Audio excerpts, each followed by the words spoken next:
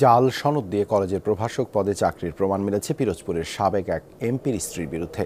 দুদকের তদন্তে বেরিয়ে আসে অভিযুক্ত লায়লা পারভিনের এসএসসি থেকে স্নাতক পর্যন্ত সকল সনদই জাল। শিক্ষাগত যোগ্যতা না থাকলেও প্রায় এক দশক বঙ্গমাতা বেগম ফজিলাতুন্নেসা মহিলা কলেজে প্রভাষকের দায়িত্ব পালন করেন তিনি। এ সময় সরকারি বেতনের টাকাও তুলেছেন সাবেক এমপি এম এ আউয়ালের স্ত্রী লায়লা পারভিন। এমন ঘটনায় হতভম্ব এলাকাবাসী। কিন্তু বাথরুম যাতা ওডোনিল নাই। আজমিন ওডোনিল সুবাসিত ঘরে স্ট্যাটাস বাড়ে। নিয়োগের সময় জমা দেয়া সনদপত্রের সবগুলোই ভুয়া। জাল সনদে প্রায় এক দশক ধরে ফজিলাতুন্নেসা কলেজের প্রভাষকের দায়িত্ব পালন করেছেন সাবেক এমপির স্ত্রী লায়লা পারভিন। 5 আগস্টের পর যার নাম পরিবর্তন করে নাজিরপুর সরকারি মহিলা কলেজ করা হয়।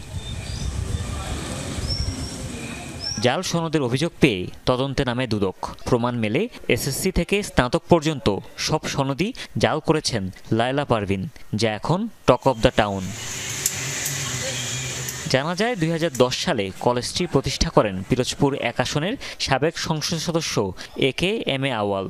পরে 2013 সালে ইসলামিক শিক্ষা বিষয়ে প্রভাষক হিসেবে নিয়োগ পান তার স্ত্রী লায়লা পারভিন।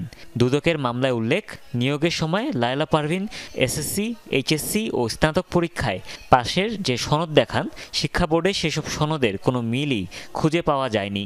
সাবেক এমপির ক্ষমতা ব্যবহার করে এমন অনিয়ম করা হয়েছে বলেই দাবি করা হয় মামলায়।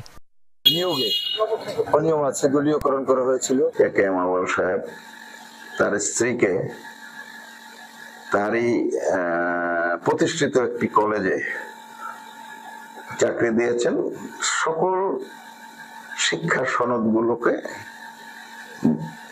ভুয়া বা জাল সনদ ব্যবহার করে, এটি অনুভবপ্রেত।